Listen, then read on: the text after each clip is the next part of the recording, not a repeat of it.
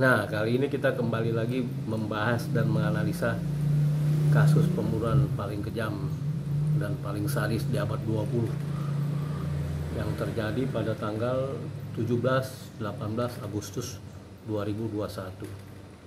Ya, udah hampir 2 tahun belum terpecahkan, jadi masih misteri.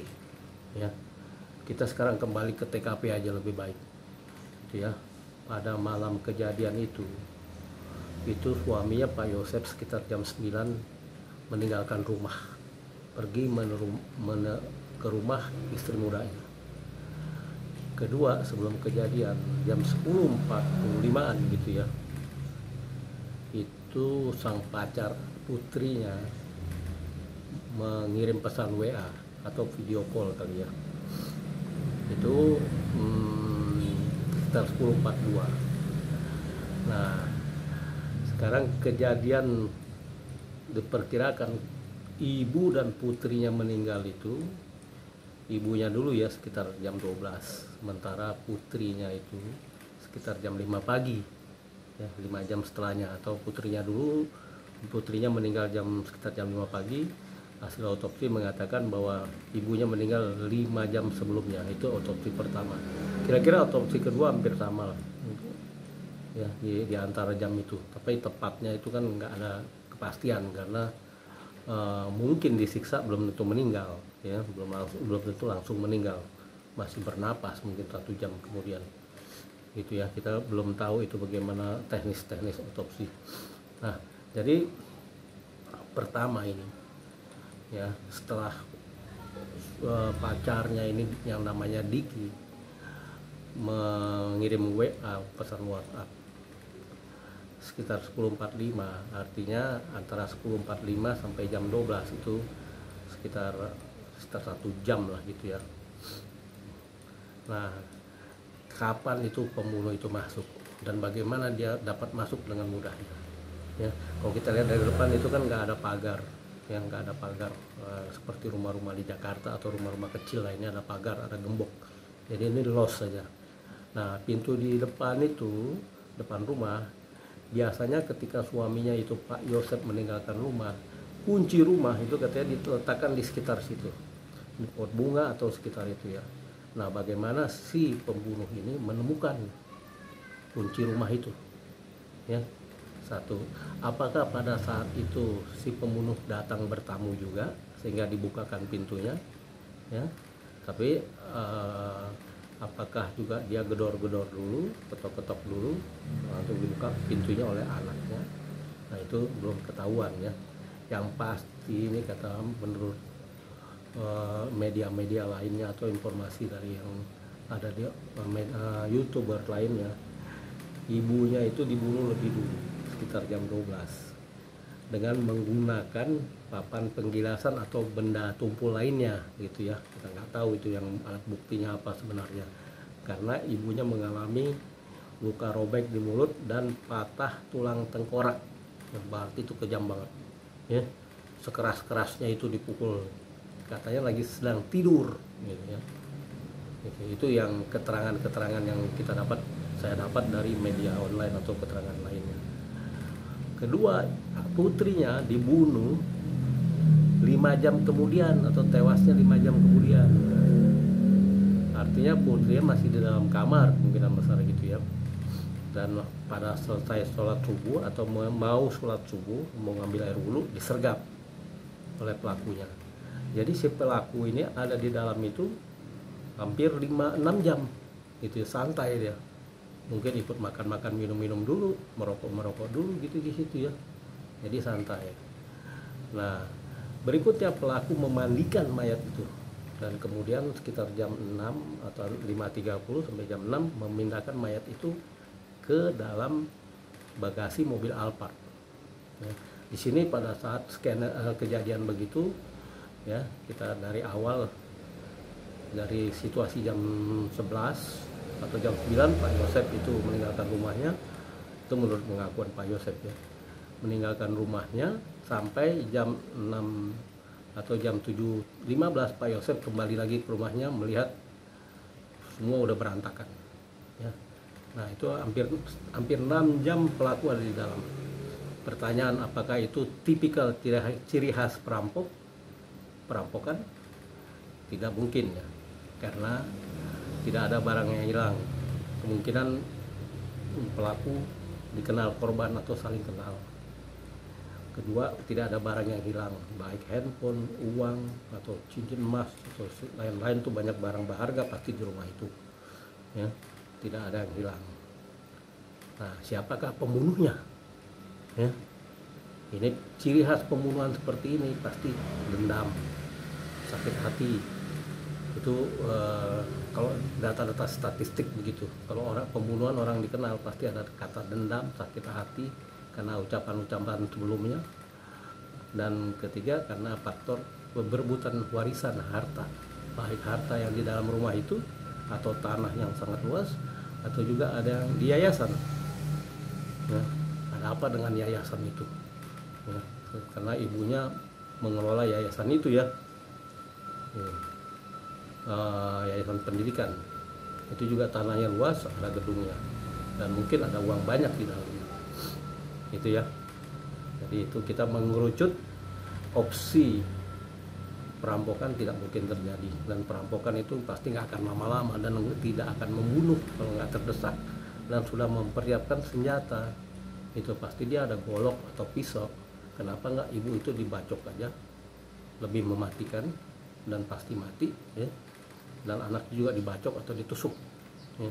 Karena kalau perampok itu pasti dia mempersiapkan itu biasanya digunakan itu alat itu untuk langsung menyerang atau untuk mempertahankan diri pasca pembunuhan, itu kalau perampok. Tapi kenyataannya kan ini dan juga perampok tidak mau lama-lama di dalam rumah. Setelah dia ikat lakban kabur gitu loh dengan hasil rampokannya gitu ya. Jadi opsi perampokan di sini boleh dikatakan 0% ya. Jadi kita masuk opsi yang kedua, ini perkiraan yang kedua ya, karena dendam, sakit hati, dan juga perebutan harta warisan atau juga harta yang ditinggalkan oleh almarhumah di kemudian hari setelah kejadian itu ya. Jadi untuk apa ibu itu harus disergap, dibunuh ya. Nah, ada kepentingan gitu ya dengan kematian ibu itu. Siapa yang memiliki kepentingan itu, seperti dikatakan Ibu Kapolres, orangnya dikenal ya. Jadi orang kalau udah dikenal ya pasti nggak jauh-jauh dah ya. Jadi kita mengerucut ke situ. Jadi opsi perampokan itu bisa boleh dikatakan diabaikan untuk sementara gitu ya. Nah, ini kalau kita kembali ke dalam rumah, ke TKP, ke dalam, sebagai seorang pembunuh memandikan mayat, orang normal aja memandikan mayat dua karena pembunuhan udah takut ya, udah gemeteran gitu pasti. Nah, ini sampai dia bisa tenangnya memandikan, membersihkan mayat itu, dua-duanya dalam keadaan bugil dan tidak ada unsur perkosaan. Nah, kemungkinan besar itu ada bukan satu orang di dalam situ, ada perempuan juga mungkin yang mengawasi situasi di dalam situ gitu, karena tidak diperkosa.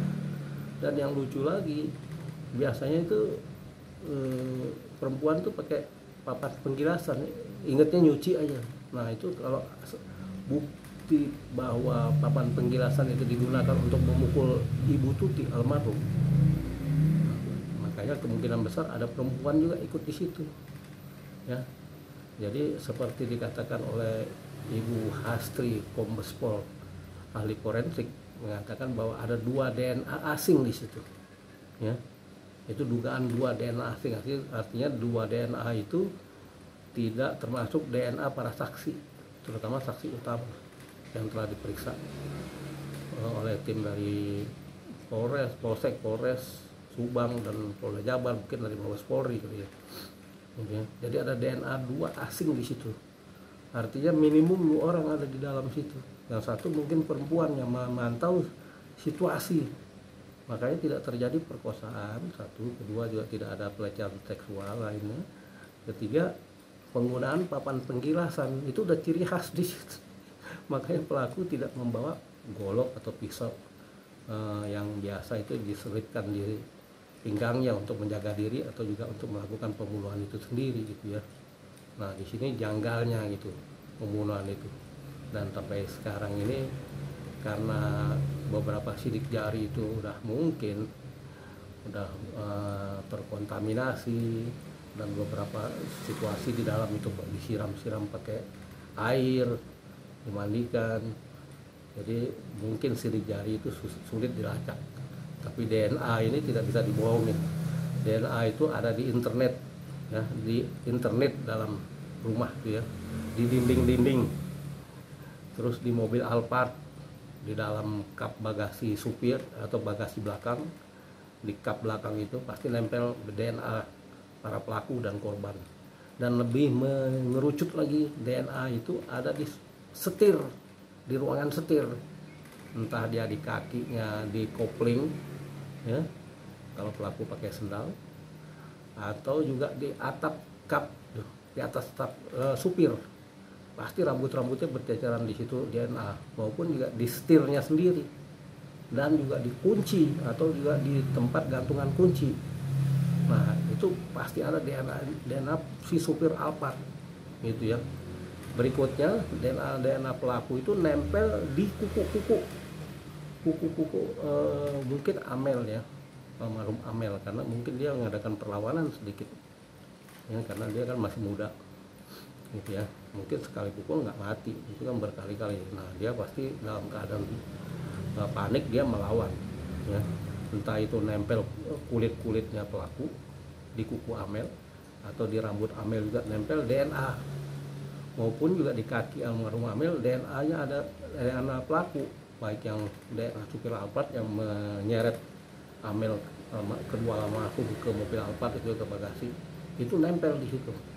Nah DNA kalau di alam kubur ini menurut informasi yang saya cari ya di beberapa website internasional, bahwa DNA itu bisa ribuan tahun tinggal di alam kubur, sepanjang umurnya kuburan itulah. Nah jadi makanya ditemukan oleh Ibu Astri itu, dokter ahli forensik Mabes Polri atau juga Undip ya, atau di Polda Jawa Tengah, itu mengatakan 2 DNA asing. Nah bagaimana melacak 2 DNA asing itu? Nah itu ada strategi yang sendiri, baik melacak dari pelaku-pelaku yang sudah ada maupun turunannya. Jadi keluarga korban itu sampai 2-3 keluarga ke bawah atau juga ke samping itu diperiksa DNA-nya gitu ya. Jadi ada turunan dari derivatif dari DNA itu. Nah itu bisa dilacak itu kesamaannya gitu ya. Bahkan DNA tetangganya juga bisa dilacak dengan keberadaan DNA tetangga, DNA turunan itu gitu loh. Nah itu cara melacak DNA itu menurut informasi dari beberapa website asing ya. Jadi di sini memang polisi harus bekerja keras, ekstra keras untuk menemukan pelakunya, karena semboyannya pasti apa? No perfect crime. Tidak ada pembunuhan atau kejadian kriminal yang sempurna. No perfect crime, pasti meninggalkan banyak jejak. Kalau dalam hal ini banyak sekali jejak yang ditinggalkan gitu ya. Jadi insya Allah polisi dimudahkan, kita doakan bersama ya, dapat mengungkap kasus ini, karena polisi lah yang berhak mempunyai tanggung jawab dalam hal ini sesuai dengan KUHP dan KUHP. Kan berikutnya polisi ini akan mengajukan kasus ini ke kejaksaan, nanti di sidang gitu loh.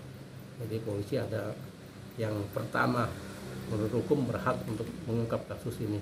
Kita sebagai YouTuber hanya melengkapi aja informasi kepada para netizen, para orang-orang yang komplain, netizen, ayo bang, buka lagi nih kasus gitu loh, coba dianalisa lagi bang.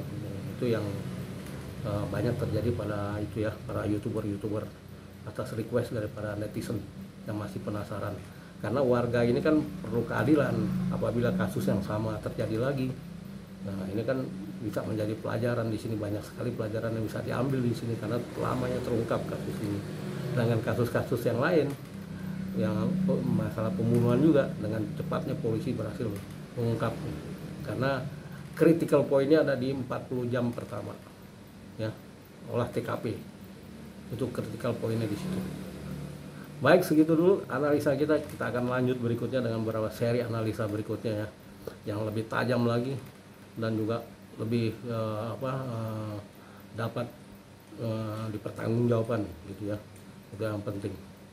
Baik, terima kasih.